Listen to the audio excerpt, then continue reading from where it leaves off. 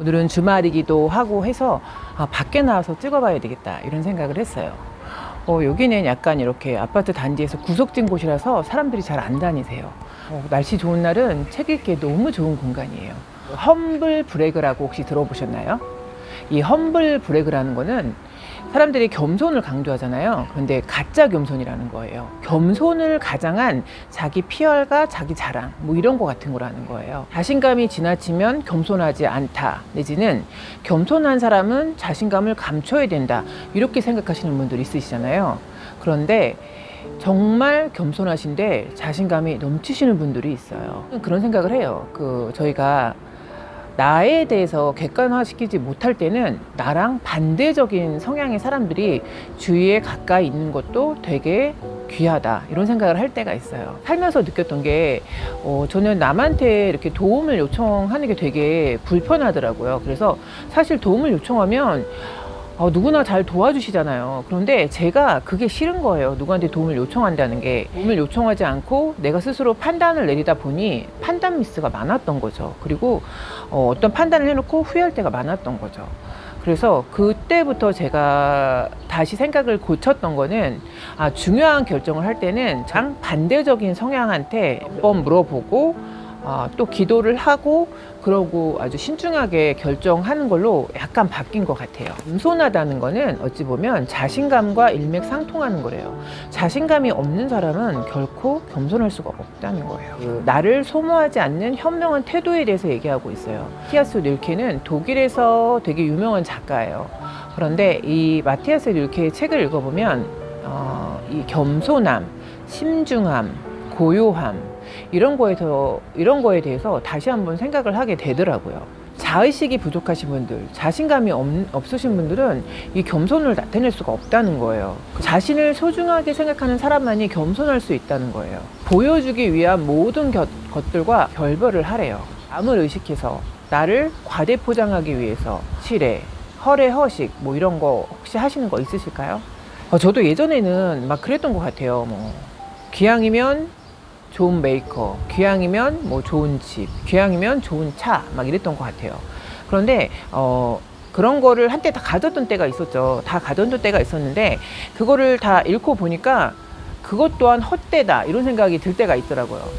그거 별로 의미 없다, 이런 생각이 들 때가 있더라고요. 엄마들은 그렇잖아요. 자식들한테 뭔가 최고의 그런 걸 해주고 싶은 마음, 이거 누구나 다 똑같은 마음이시잖아요.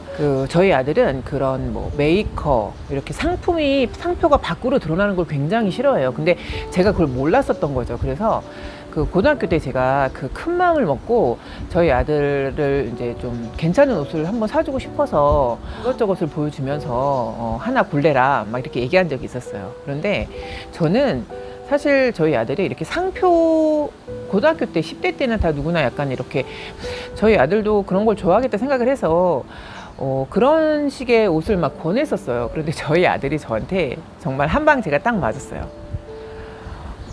엄마 촌스럽게 왜 이런 걸 골래? 이러는 거예요. 그래서 내가 너무 부끄러워갖고 아니 그러면 너가 골래봐라 그랬어요. 근데 정말 걔가 골래는 거는 상표가 밖으로 하나도 안 드러난 것만 골래더라고요. 그래서 저는 벌써 그런 걸 알고 있구나. 그리고 제가 정말 또 부끄러운 얘기가 한 번 있었는데 아들이 고등학교 때 기숙사 학교를 다녔었어요. 그런데 그 기숙사 학교가 저희 아들을 기숙사에 있을 때 짐을 싣고 기숙사에 데려다 주러 갔었어요. 그런데 제가 깜짝 놀랐잖아요. 많은 학부모들이 주말을 이용해서 아이들을 픽업하러 학교까지, 기숙사까지 왔더라고요. 그런데 그 차를 보고 제가 깜짝 놀랐어요. 정말 국내 차가 한 차도 없는 거예요. 모든 게 다 외제차인 거예요. 그리고 그 외제차 중에서도 일반 외제차가 아니고 너무너무 비싼 외제차들이 쫙 줄을 서서 들어가고 있는 거예요. 그래서 제가 저희 아들한테 그랬어요. 아들 여기서 내려줄까? 그랬어요. 저희 아들이 왜 여기서 내려야 되니요? 그래서 아니 너 여기 너네 같은 반 친구들 많이 만날 거 아니야? 그래서 그런데 뭐가 문제니요? 그래서 아니 너 엄마 차 너무 창피할까 봐 했더니 저희 아들이 무슨 소리 하는 거냐고. 나 기숙사 바로 앞에까지 데려다 달라고 이렇게 얘기를 하는 거예요. 그래서 제가 정말 어른들이 문제구나. 애는 반듯하게 잘 크고 있는데 이렇게 썩어 빠진 사고방식을 가지고 있는 부모들이 문제구나. 특히 엄마가 문제구나. 제가 그때 그 생각을 했다는 거 아닙니까? 아까 거기서 그 핸드폰으로 이거를 찍고 있는데 어떤 꼬마 애들 형제 둘이 나와서 막 공을 차는 거예요. 오려고 이렇게 막 준비를 하니까 그 형제들이 저를 보더니 고맙습니다 이렇게 하는 거예요. 그거 어찌나 귀엽던지. 오늘 인사 잘하는 꼬마 친구들 너무 예쁘더라고요. 그 엘리베이터 타면 잘 모르는데 안녕하세요 이렇게 인사하는 친구들 있잖아요. 그럼 너무 예쁘고 막 저희 아들 어렸을 때도 막 그 엘리베이터 타면 제가 시키지도 않았는데 그렇게 인사를 어른들한테 해갖고 예쁨을 많이 받았던 기억이 갑자기 나더라고요. 꼬마 형제들이 등장하는 바람에 제가 사실은 오늘 그 대형 서점을 한번 갔다 오려고 했어요. 제가 어떤 공부하고 싶은 분야가 갑자기 생긴 거예요. 그래서 한번 그 책을 한번 보러 갈 생각이 있어서 그 대형 서점을 갔다 왔는데 밖에 날씨가 너무 뜨거운 거예요. 그래서 얼굴이 지금 빨갛게 다 익었어요. 운전을 하고 갔다 오니까 얼굴이 빨갛게 익었어요. 제가 궁금해서 제가 읽고 있는 마티아스 뇌케 책이 몇인가 궁금해서 봤더니 1위인 거예요. 지금 베스트셀러 1위에 있더라고요. 이게 베스트셀러라는 거는 알고 있었는데 1위라는 거는 제가 몰랐거든요. 근데 오늘 그 대형 서점에 가보니까 1위더라고요. 그래서 이런 거에 관심이 많구나. 그쵸? 사람들이 결국엔 내가 소모되는 거, 내가 헛되이 살았다 이런 느낌이 들지 않는 거, 나의 내실을 기하는 거. 결국에는 사람들은 그 방향성은 거의 일치하는 것 같아요. 이 하루하루를 헛되이 보내지 않고 의미 있게 사는 거에 많은 방점을 두고 있구나 이런 생각이 들었어요. 오늘 그 대형 서점에 가서 그 찍은 책 순위 잠깐 보여드릴게요.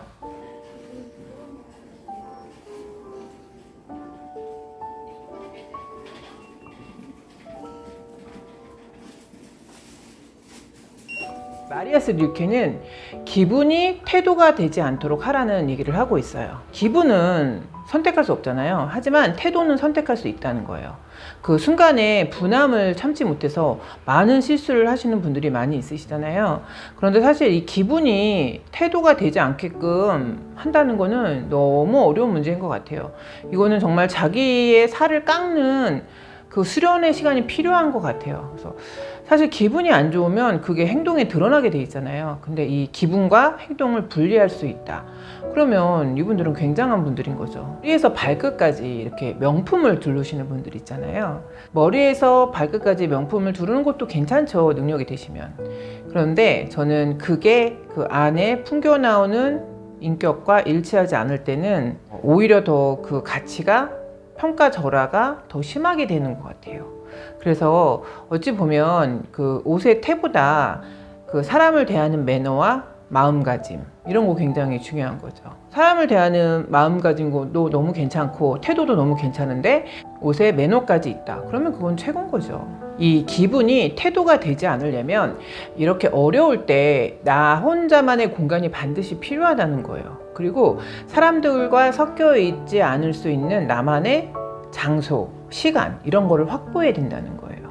새벽에 거의 뭐 4시 정도에 일어나요. 그런데 저희 직원들이 4시에 일어난다 그러면 너무 깜짝 놀라더라고요. 근데 그 대신에 또 일찍 자는 거죠. 일찍 자고 일찍 일어나서 그 수면 시간을 6시간 이상은 확보하려고 노력을 해요. 저는 종종 새벽 예배도 가거든요.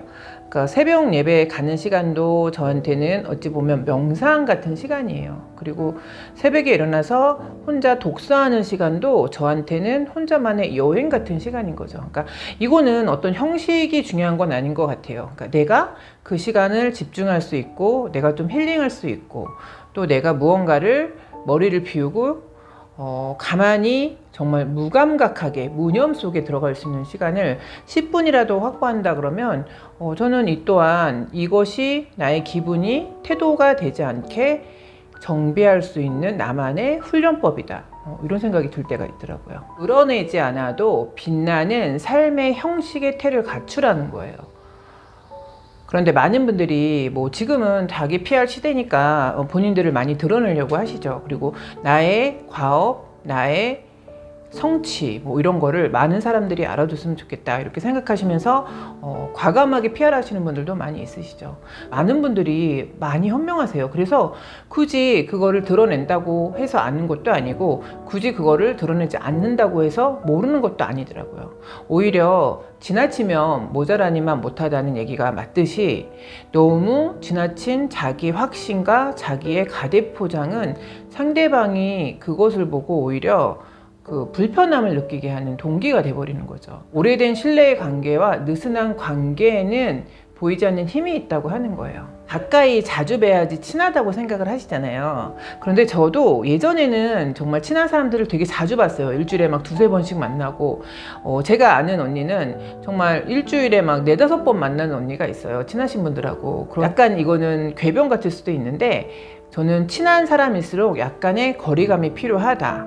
그리고 친할수록 너무 가까이 가서 서로 실망하는 관계를 굳이 만들 필요는 없다. 이렇게 생각이 되게 많이 바뀌었어요. 그래서 여러분 존경하는 분 있으신가요? 살면서 제가 가끔 그런 질문을 던질 때가 있어요. 제 지인들한테. 주변인들 중에 존경하는 사람이 있냐? 그러면 다 하나같이 없다고 얘기하시는 분들이 있어요. 존경하는 분이 없다. 그러면 조금 뭐라 그럴까요? 공허할 수도 있을 것 같아요. 저는 그래도 감사하게 존경하는 분들이 몇 명 있어요. 존경의 대상이 막 거대한 건 아닌 거예요. 그 정도의 사회적인 성공을 해야지만 존경의 대상은 아니잖아요. 그리고 저보다 어린 사람을 저는 존경할 때도 있어요. 그리고 제가 저희 아들한테 되게 자주 하는 말 중에 하나가 너가 엄마의 아들이지만 엄마는 너를 스승처럼 생각한다 라고 얘기할 때가 있어요. 정말 어떤 때 보면 저희 아들의 그 현명함, 지혜로움 이런 게 엄마인 나보다 훨씬 낫다 이런 생각이 들 때가 정말 종종 있거든요. 그래서 저는 진심으로 그 얘기를 하고 저희 아들도 엄마가 진심으로 한다는 얘기를 아마 느낄 것 같아요. 그래서 어떤 때는 제가 판단 미스가 발생할 것 같으면 저희 아들이랑 꼭 상의를 할 때가 있어요. 그러면 저희 아들이 굉장히 이성적이에요. 저는 좀 감성적, 감정적이고 저희 아들은 약간 이성적이어서 그거에 대한 판단을 상하좌우로 명확히 해줄 때가 있어요. 그래서 그런 거 굉장히 필요하다 이런 생각을 할 때가 있는 거죠. 여러분 그런 관계 아시죠? 정말 존경의 대상인 사람은 너무 가까이 가서 서로 부담되는 관계를 형성하는 거는 저는 바람직하지 않다고 생각을 하거든요. 그래서 한 발자국 떨어져서 응원해주고 지지해주고 존경의 대상으로 바라봐주고 이런 거는 굉장히 필요하다 이런 생각이 들 때가 있는 거죠. 직장 생활에서 존경하는 상사가 있을 때도 그렇게 많이 가깝게 가진 않았던 것 같아요.